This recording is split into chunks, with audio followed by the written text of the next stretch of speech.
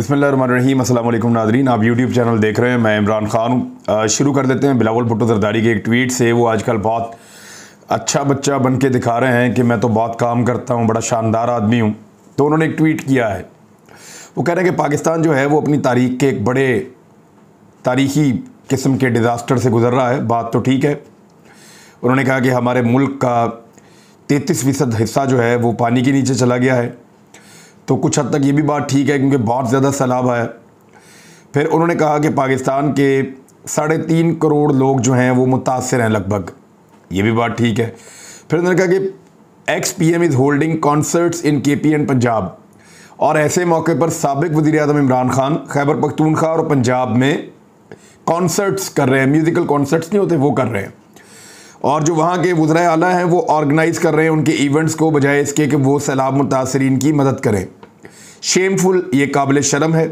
पहले इंसान बनो फिर सियासतदान बनो, ये बिलावल भुट्टो ज़रदारी ने कहा। और उसके साथ उन्होंने कुछ इमेजेस भी लगाए हैं, और उन इमेजेस के साथ उन्होंने बताने की कोशिश की है कि इमरान खान साहब कॉन्सर्ट्स कर रहे हैं। तो एक तो मैं ये बताऊं कि जितना ये ज़रूरी है ना कि सैलाब मुतासरीन की मदद की जाए पाकिस्तान में, उसी तरह ये भी ज़रूरी है कि इस इम्पोर्टेड हुकूमत से पाकिस्तानियों की जान छुड़ाई जाए।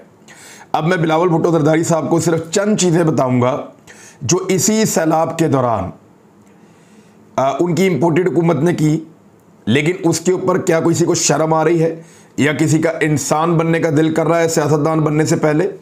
तो वो चीज़ें मैं आपके सामने रखता हूँ। नंबर 1, पेट्रोल की कीमतों के अंदर जो इजाफा वो कर रहे हैं और लगातार कर रहे हैं, सैलाब के दौरान भी कर रहे हैं, इस पर शर्म नहीं आ रही। और इसके बाद जो पाकिस्तान में अशिया खुर्दोनोश हैं या जो महंगाई की शरह है वो 45.50% पे पहुंच गई है। इंतहाई बदकिस्मती है, कंट्रोल नहीं कर पा रहे, और इसका कसूर भी इम्पोर्टेड हुकूमत का है। शर्म नहीं आ रही। बिजली की कीमत में 125% तक इजाफा हो गया है, दुगनी से ज़्यादा कीमत की हो गई है बिजली, और अभी मज़ीद इजाफा किया ₹4.34, और ये अभी किया जब सैलाब आया हुआ है। शर्म नहीं आ रही। LPG की कीमत में 40 रुपए का इजाफा हुआ 3 दिनों के अंदर। शर्म नहीं आ रही। डॉलर 224 रुपए का हो गया, फिर बढ़ना शुरू हो गया। शर्म नहीं आ रही।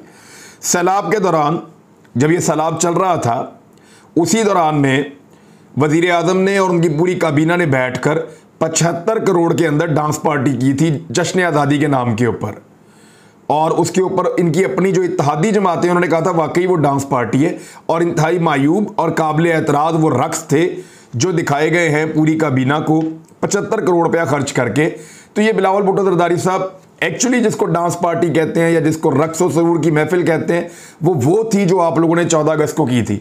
जलसे को तो आपने कॉन्सर्ट कह दिया, लेकिन आप ये देख लें एक और चीज़, सैलाब के दौरान तमाम पॉलिटिकल पार्टीज इस वक्त जलसे कर रही हैं क्योंकि 9 हलकों में इलेक्शन हो रहा है। आपके वज़रा जो मजाक उड़ा रहे हैं सैलाब मुतासरीन का, वो क्या उसके ऊपर शर्म नहीं आनी चाहिए? कभी 50 रुपए बांटते हैं, कभी चावल की थैली सर से ऊपर उठा के ऐसे लोगों को तरसाते हैं, उनको थैली के ऊपर वो जंपे लगाएं, कभी उनकी तरफ खुराक उछालते हैं, कभी ऊंचे हेलीकॉप्टरों से सामान फेंकते हैं और वो सामान बिखर जाता है, कभी नीचे मुतासरीन खड़े हैं उनके ऊपर 4 थैले आपने लुढ़का दिए फ़ोटो सेशन के लिए, चाहे उनको जाके लग जाए वो सामान, उनको चोट भी लग सकती है, तो वहाँ शर्म नहीं आती।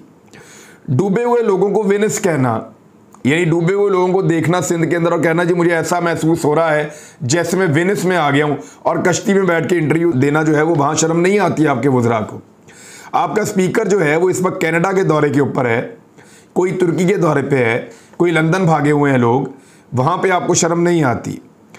और जाली कैंप आप लगवाते हैं बिलावल भुट्टो ज़रदारी साहब, रातों रात आप पहुँचाते हैं वहाँ पे ट्रांसफार्मर, फिर आप वहाँ पे जाली कैंप लगाते हैं, फिर मुतासरीन को इकट्ठा करते हैं जो जिनकी शक्लें बहुत मासूम लग रही हैं, फिर वहाँ पे जाली माहौल बना के बैठ के आप फुटेज बनवाते हैं, फ़ोटो सेशन आपका करते हैं आपके वज़ीर आला, वहाँ शर्म नहीं आ रही।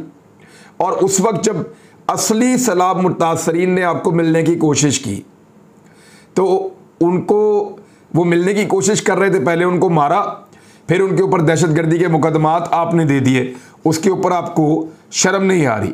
फ़ोटो सेशंस पे आपको शर्म नहीं आ रही। सैलाब मुतासरीन के फंड्स खाए जा रहे हैं, डेरे जो हैं वडेरों के, उनके ऊपर से सामान मिल रहा है, वहां शर्म नहीं आ रही।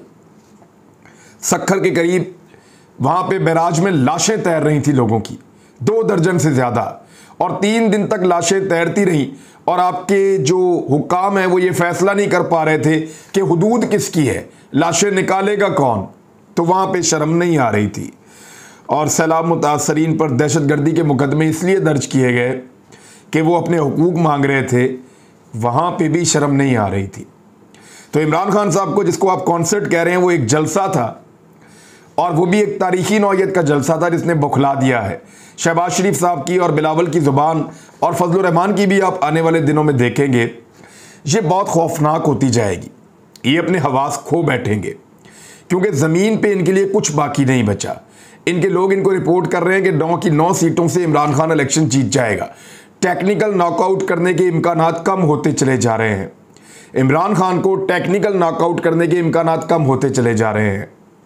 तो ऐसी सूरत हाल में फ्रस्ट्रेशन बढ़ेगी।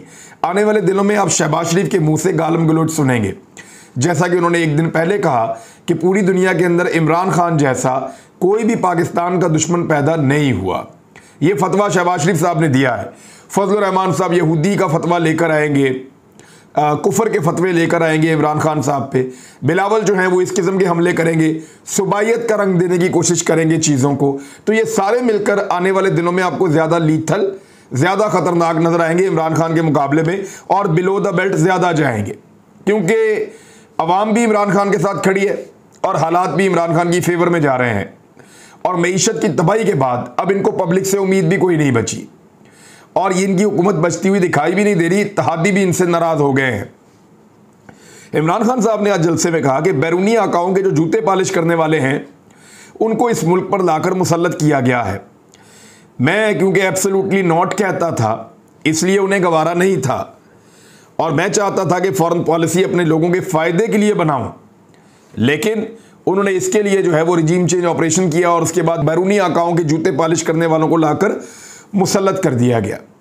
जुल्म अगर जारी रहा तो तहरीक इंसाफ इस्लामाबाद की तरफ आएगी, और फिर तुम्हें छुपने की जगह भी नहीं मिलेगी। इमरान खान साहब ने ARY को मुबारकबाद दी और इस्लामाबाद हाई कोर्ट का शुक्रिया अदा किया, जिस पे लोगों ने बहुत ज़्यादा शोर किया, जिस पर लोगों ने बहुत ज़्यादा तालियां बजाई और खुशी का इजहार किया, जैसे इमरान खान साहब ने इस्लामाबाद हाई कोर्ट का शुक्रिया अदा किया है। अरशद शरीफ को ऑफियर करना पड़ा ARY को मजबूरन, और उसके बाद बज़ाहिर ऐसा दिखाई देता है कि ARY खुला है, और अरशद शरीफ को ऑफियर करने के पीछे ARY तो रीज़न ये दे रहा है कि उन्होंने कोई कोड ऑफ कंडक्ट की खिलाफ वर्जी की है, मगर नहीं, लोग इस बात को मानने को तैयार नहीं हैं। लोग इस बात को जानते हैं कि जो हालात बता रहे हैं उनके मुताबिक लोगों, यानी सबका ये मानना है, मैक्सिमम लोगों का ये मानना है कि ARY के ऊपर बहुत प्रेशर था, और वो प्रेशर ज़्यादा यही था कि कम से कम अरशद शरीफ को तो आप अपने चैनल से अलग करें, इनको निकालें। तो अरशद शरीफ को निकलवा दिया गया है। लेकिन अरशद शरीफ के बारे में बताऊं कि वो एक मजबूत आदमी है। उसने एक साथ अपने वालिद और अपने भाई को, दोनों शहीद हुए थे, एक ही दिन में शहीद हुए थे, उन दोनों को दफनाया है, और उसका बहुत बड़ा दिल है। और पाक फ़ौज में, हर तरफ पाकिस्तान में, पाकिस्तान के आम आवाम में सब लोग उसको बहुत प्यार करते हैं। वो वापस आएगा, ज़्यादा ताकत के साथ आएगा, और ज़्यादा हिम्मत के साथ आएगा, और ज़्यादा सच बोलने के साथ वापस आएगा। अरशद शरीफ कंप्रोमाइज़ कर सकता था, वो उन लोगों की बात मान सकता था जो उसको धमका रहे थे, वो उन लोगों की बात पे हाँ कर सकता था जो उसके ऊपर दबाव डाल रहे थे, लेकिन उसने दबाव में आने से इनकार कर दिया। वो फ़िलहाल खामोश है, लेकिन वो झूठ बोलने पर आमादा नहीं हो रहा। आने वाले वक्त में इंशाल्लाह अरशद शरीफ भी वापस आएगा, क्योंकि आखिर में जाकर फतह जो है वो हक की ही होती है, और मैंने हमेशा यही देखा है। परवेज़ इलाही ने 2 बड़ी बातें की हैं आज गुजरात वाले जलसे में। एक तो जलसे में रिकॉर्ड लग गया है, उसके मनाजिर आप देखें तो गुजरात की तारीख में आज तक ऐसा जलसा नहीं हुआ। मैं गुजरांवाला में कैंप कर रहा था, वहाँ मुझे लोगों ने बताया, सहाफ़ियों ने भी, कि जो गुजरांवाला में पाकिस्तान तहरीक इंसाफ जलसा करके गई है, ये गुजरांवाला की तारीख का अब तक का सबसे बड़ा जलसा था। ये वहाँ उन्होंने बताया। सरगोदा से भी ये रिपोर्टें आई, और अब गुजरात से ये रिपोर्ट आ रही है कि गुजरात की तारीख का सबसे बड़ा जलसा आज इमरान खान साहब करके गए हैं, कल जो किया उन्होंने। और उस जलसे के बाद एक बड़ा अफसोसनाक वाकया भी हुआ, वो मैं आपको बताता हूँ। लेकिन पहले ज़रा परवेज़ इलाही साहब ने जो कहा उसको आप देख लें। परवेज़ इलाही साहब ने 2 बातें की हैं। एक तो उन्होंने कहा कि इमरान खान साहब ने जो टेलीथॉन की है, लोगों ने इमरान खान साहब पर जैसे पैसे निछावर किए हैं वो हमने देखा है। लोग पैसे उन पर निछावर करते हैं, उन पर ट्रस्ट करते हैं, एतबार करते हैं। फिर परवेज़ इलाही ने कहा कि मैं चैलेंज करता हूँ कि शहबाज शरीफ अपनी काबीना के साथ एक टेलीथॉन करे, लोग उनको कुछ नहीं देंगे बल्कि लोग उनको छितर भेजेंगे। छितर कहते हैं लितर, लितर तो भी वो भी ज़बान में वही लफ्ज़ है, ये जूते को कहते हैं कि लोग इनको जूते भेजेंगे। इमरान खान साहब के बारे में परवेज़ इलाही साहब ने कहा कि जब वो 2/3 अक्सरियत से पाकिस्तान के वज़ीर आज़म बनेंगे तो इमरान खान काला बाग डैम बनाएं, और वो आप ही बना सकते हैं। देखें, एक बहुत ताकतवर हुकूमत चाहिए काला बाग डैम बनाने के लिए, जिसके पास हुकूमत हो हर जगह पाकिस्तान में, और वो एक कंसेंसस पैदा कर सकता हो, और फिर वो काला बाग डैम बनाए ताकि पाकिस्तान का जो पानी है वो महफूज रह सके।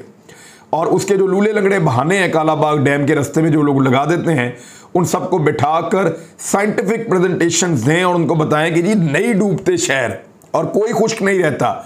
भाई बात यह है कि पाकिस्तान को अल्लाह ताला देता है 140 मिलियन एकड़ फिट पानी हर साल, हम उसमें से सिर्फ 13.5 मिलियन एकड़ फिट पानी जो है वो महफूज कर सकते हैं। यानी 10% से भी कम पानी पाकिस्तान महफूज करता है। 90% पाकिस्तान का पानी जाके समंदर में गिरता है। अब अगर पाकिस्तान उस पानी को भी महफूज कर ले, 90% को ना करे, 10% से बढ़ा के पाकिस्तान 30% तक भी महफूज कर ले, तो पाकिस्तान में 3 गुना ज़्यादा फसलें होना शुरू हो जाएंगी। वो जो समंदर में पानी जा रहा है उसको बचाने की बात हो रही है, किसी का हिस्सा नहीं खाया जाएगा, पाकिस्तान का ज़्यादा पानी बच जाएगा। लेकिन इसके बारे में कोई तवज्जो नहीं देता और लोग अपनी सियासत करते रहते हैं। साबिक फौजियों की तंजीम के हवाले से एक खबर है आपके साथ मैं शेयर कर देता हूं। तंजीम ये कहती है, बल्कि इससे पहले एक और खबर थी, इमरान खान साहब की गाड़ी को एक हादसा पेश आया, उनसे आगे वाली गाड़ी को, और इस वाक़े की पूरा पाकिस्तान कह रहा है कि इंक्वायरी ज़रूर होना चाहिए, क्योंकि उनसे आगे एक गाड़ी जा रही थी, उस गाड़ी को अचानक आग लग गई, गाड़ी में मौजूद लोगों ने कूद कर जानें बचाई हैं, इमरान खान साहब महफूज रहे हैं। रवात के करीब ये वाक़या पेश आया है जब इमरान खान साहब गुजरात वाले जलसे से वापस बनीगाला जा रहे थे। अब लोग इस खदशे का इजहार कर रहे हैं कि ये 2 चीज़ें हो सकती हैं। अब एक तो ये हादसा भी हो सकता है, हादसाती तौर पर गाड़ी में आग लग सकती है, पहले इस तरह के वाक़यात हुए हैं। दूसरा, ये कोई जानबूझकर डेलिब्रेट काम हो सकता है, इमरान खान को कोई वार्निंग देने के लिए, उनको खौफजदा करने के लिए, या अटैक के हवाले से कोई ये एक हिकमत अमली हो सकती है, कुछ भी हो सकता है, कोई दहशतगर्दी का वाक़या भी हो सकता है। लिहाजा लोग इसके ऊपर जो है वो इंडिपेंडेंट इंक्वायरी करने का मुतालबा कर रहे हैं कि इसकी इंक्वायरी की जाए कि इस गाड़ी में आग कैसे लगी, रीजंस क्या थे, गाड़ी में किस तरह के लोग मौजूद थे। कुछ लोग कहते हैं सिक्योरिटी के लोग मौजूद थे, कुछ लोग कहते हैं दीगर साथी मौजूद थे, लेकिन जो भी था एक बड़ा अनफॉर्चुनेट और बदकिस्मत वाक़या है। और इमरान खान साहब जैसी जो अहम तरीन शख्सियत है इस वक्त पूरे पाकिस्तान में, उनका तोती बोलता है। अगर पाकिस्तान में आप लफ्ज़ लीडर लिखते हैं तो सिर्फ इमरान खान की फ़ोटो सामने आती है और कोई शख्स पाकिस्तान में लीडर के टाइटल का हकदार इस वक्त दिखाई नहीं देता, इस वक्त कोई और दिखाई नहीं देता। तो फिर इमरान खान साहब के साथ शामिल एक गाड़ी के साथ ये वाक़या होना, ये एक आलमी सतह की बड़ी खबर है और इसके ऊपर इंक्वायरी होनी चाहिए। वज़ारत दिफा का साबिक फ़ौजियों की तंजीम जो है उनसे मुकम्मल लाताल्लुकी का उन्होंने इजहार कर दिया है। इसमें एक पाकिस्तान एक्स सर्विसमैन सोसाइटी और एक वेटरन्स ऑफ पाकिस्तान, इन्होंने कहा ना वज़ारत दिफा ना अफवाज पाकिस्तान के साथ कोई इनका ताल्लुक़ है, गाइडलाइंस की खिलाफ वर्जी करने वालों के खिलाफ कानूनी कार्रवाई की जाएगी। वज़ारत दिफा ने तंबीह जारी कर दी है और ये इशू जो है वो चल रहा है, क्योंकि रिटायर फ़ौजियों की जो तंजीमें हैं वो इमरान खान साहब के हमायती हैं और वो ये समझते हैं कि इदारों का जो किरदार था इमरान खान साहब को निकालने में और इम्पोर्टेड हुकूमत बनाने में, वो उसको शक की नज़र से देखते हैं। और साथ में वो ये बरबला कहते हैं कि पाकिस्तान में जो रजीम चेंज ऑपरेशन किया गया था उसको रिवर्स किया जाए, ये पाकिस्तान को नुकसान दे रहा है। वो ये भी कहते हैं कि ज़िद और अना की वजह से पाकिस्तान कई साल पीछे जा रहा है। पाकिस्तानियों की जो बदतरीन सूरत हाल इस वक्त बनी हुई है वो इसीलिए बनी हुई है कि पाकिस्तान को ट्रैक से हटा दिया गया है और ऐसे टोले को लाकर मुसल्लत किया गया है जो अपने करप्शन के इल्ज़ामात का आज तक जवाब नहीं दे सका, बल्कि मुजरिम हैं इनमें कुछ लोग। तो ये वो कहते हैं रिटायर फौजी, लेकिन अब उनसे इजहार लाताल्लुकी किया गया है वजारत दिफा की जानिब से। सदर मुमलिकत ने एक बहुत बड़ी ऑफ़र की है और मेरे ख्याल में ये अहम चीज़ है। मैं आपको बता देता हूँ कि सदर मुमलिकत ने क्या कहा। उन्होंने कहा कि अगरचे सदर की हैसियत से ये मेरी जिम्मेदारी नहीं है, मौजूदा सियासी तकसीम को ख़त्म कराने के लिए किरदार में अदा करूँ, मेरी जिम्मेदारी नहीं है, लेकिन अगर तमाम स्टेक होल्डर्स मुत्तफ़िक हो जाएँ तो वो रज़ाकाराना तौर पर स्टेक होल्डर्स के दरमियान मुल्क में मौजूद जो अहम चैलेंजेस हैं या अहम सवालात हैं, जिनमें 3 चीज़ें बड़ी अहम हैं जो उन्होंने कही, उनके हवाले से उन्होंने कहा जी मैं किरदार अदा करने के लिए तैयार हूँ। एक कंसेंसस अगर बन जाता है तो नंबर 1 अगले इंतखाबात की तारीख, ये वो पहली चीज़ है जो करनी पड़ेगी कि इंतखाबात होंगे कब। नंबर 2 इत्तफाक राय पर मबनी इक़्तिसादी चार्टर, मईशत के हवाले से। यही बात इमरान खान साहब ने आपको याद है की थी जब कुछ सहाफ़ी आकर मिले थे और PMLN के लोगों से और बाकी जमातों से भी जाकर वो सहाफ़ी मिले थे। अभी नवाज शरीफ को भी मिलकर आए हैं। नंबर 1 सबसे पहले इंतखाबात की तारीख थे, उसके हवाले से। नंबर 2 मईशत के ऊपर एक लायामल बनाया जाए, सारे मिलकर बनाए। और नंबर 3 उन्होंने ये कहा कि जो अहम तकर्रियाँ हैं उनको आगे बढ़ाने का तरीक़ाकार शामिल है। अब उसमें इमरान खान साहब उस दिन जब बातचीत हो रही थी तो वो ये कह रहे थे कि आर्मी चीफ की तकर्री के हवाले से एक ऐसा मैकेनिज़्म बना दिया जाए कि बहुत सारी चीज़ें हमेशा के लिए सेटल हो जाएं। उनकी अपनी एक राय है, बाकी पॉलिटिकल पार्टियों की अपनी एक राय है, लेकिन ये एक इमरान खान साहब का आइडिया था। तो उन्होंने कहा जी मैं अदलिया और फ़ौज समेत तमाम इदारों को सियासी पॉइंट स्कोरिंग के लिए जो इस्तेमाल किया जा रहा है वो गलत है, ऐसा ना किया जाए। और साथ ही साथ उन्होंने कहा जी मैं इसके ऊपर सालसी करने के लिए तैयार हूँ। और इंटरेस्टिंग बात यह है कि यहाँ पर वही सहाफ़ी आकर मिले हैं जो सहाफ़ी मिले थे इमरान खान साहब को, और वही ये तजावीज़ लेकर गए थे इमरान खान साहब के बाद। उन्होंने कहा था मैं 3 चीज़ों के लिए तैयार हूँ। पहले आप इलेक्शन की डेट मुझे दे दें, फिर आप मेरे साथ मईशत के ऊपर आप तय कर लें चीज़ें कि जो भी हुकूमत आएगी वो इस पैटर्न के ऊपर चलेगी। और नंबर 3 जो फ़ौज का सियासत में किरदार है या फ़ौज की जो तकर्रियों का मामला है कर लेते हैं उसको तय। बहरहाल ये खबरें थी आपको देने के लिए, अब तक के लिए इतनी। अपना ख्याल रखिएगा, अपने चैनल का भी। अल्लाह हाफ़िज़।